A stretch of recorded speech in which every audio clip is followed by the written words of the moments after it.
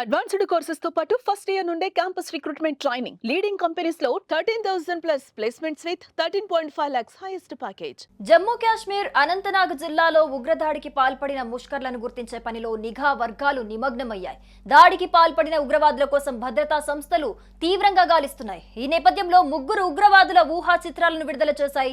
ఈ దాడిలో పాల్గొన్న మరో ఉగ్రవాది ఫోటోను సైతం ఇప్పటికే విడుదల చేశాయి. కశ్మీర్లోని పెహల్గాంలో ఉగ్రవాదులు ఘాతుకానికి పాల్పడిన విషయం తెలిసిందే. మినీ స్విట్జర్లాండ్ గా పేరొందిన బైసరన్ ప్రాంతంలో ప్రకృతి అందాలను ఆస్వాదిస్తున్న పర్యాటకులపై అడవిలో నుంచి హఠాత్తుగా ప్రత్యక్షమైన ఉగ్రవాదులు విచక్షణారహితంగా కాల్పులు జరిపారు. మహిళలు, పిల్లలను వదిలిపెట్టి కంటికి కనిపించిన పురుషులను కాల్చుకుంటూ పోయారు. ఈ దాడిలో సుమారు 28 మంది టూరిస్టులు ప్రాణాలు కోల్పోయారు. ఈ క్రమంలో దాడికి పాల్పడిన ఉగ్రవాదుల కోసం భద్రతా సంస్థలు తీవ్రంగా గాలిస్తున్నాయి. ఈ నేపథ్యంలో వారిని పట్టుకునేందుకు ముష్కరుల ఊహా చిత్రాలను ఏజెన్సీలు తాజాగా విడుదల చేశాయి.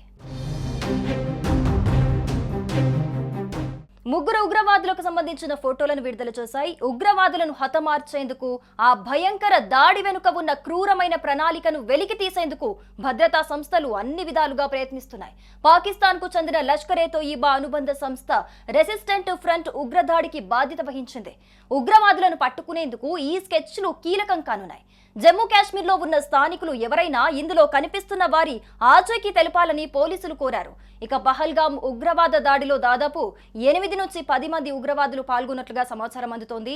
5 నుంచి 7 మంది ఉగ్రవాదులు పాకిస్తాన్ కు చెందిన వారని అనుమానిస్తున్నట్లు తెలుస్తోంది. దాడి చేసింది తామేనని ది రెసిస్టెంట్ ఫ్రంట్ ప్రకటించింది. ఇక ఈ ఉగ్రవాదులంతా కేవలం పురుషులకు మాత్రమే టార్గెట్ చేసుకున్నారు.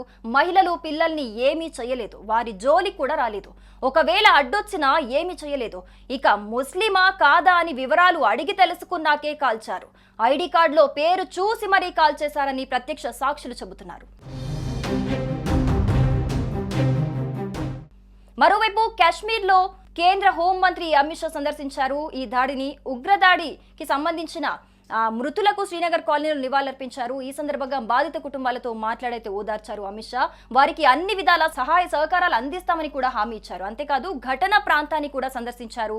ఇక బాధిత కుటుంబాలకు జమ్మూ కాశ్మీర్ పరిహారం ప్రకటించింది. మృతుల కుటుంబాలకు 10 లక్షలు, తీవ్రంగా గాయపడిన వారికి 2 లక్షల చొప్పున సాయం ప్రకటించింది.